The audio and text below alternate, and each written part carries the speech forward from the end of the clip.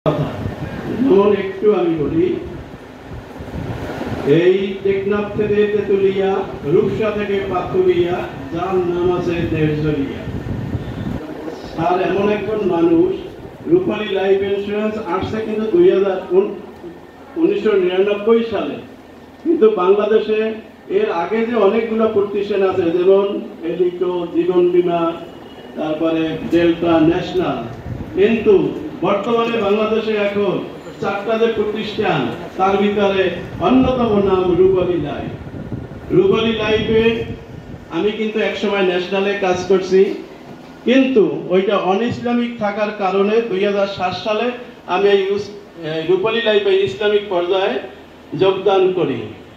যোগদান করার পরে স্যারের সাথে আমার পরিচয়।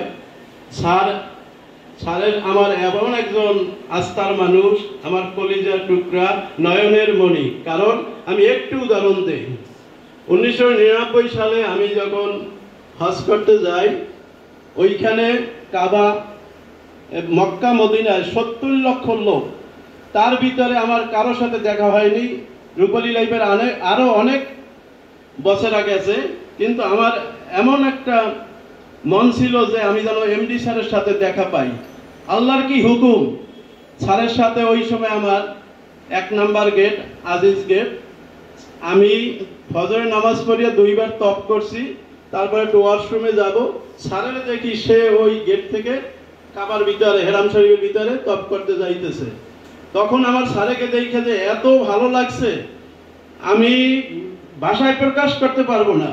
ওই সময় থেকে আমি আবার ওয়াশরুমের সাথে কাজ সেরে নিচে নামছি যে তওয়াব করবার স্যারের দেখবো পাই কিনা, কিন্তু আল্লাহর কি হুকুম আর দেখা হয় না, কারণ এত মানুষ ওখানে আর দেখা করা যায় না। ওই দিন থেকে আমার স্যারে আমার এমন আস্থা বিশ্বাস হয়েছে যে স্যার, তার কাছে গেলেই আমার কলিজাটা ভরে যায়, মনটা অনেক ভরে যায়। কারণ এই দুনিয়ায় সর্বপ্রথম আল্লাহ পাক, কারণ আল্লাহ পাকের উপরে তো কেউ নেই।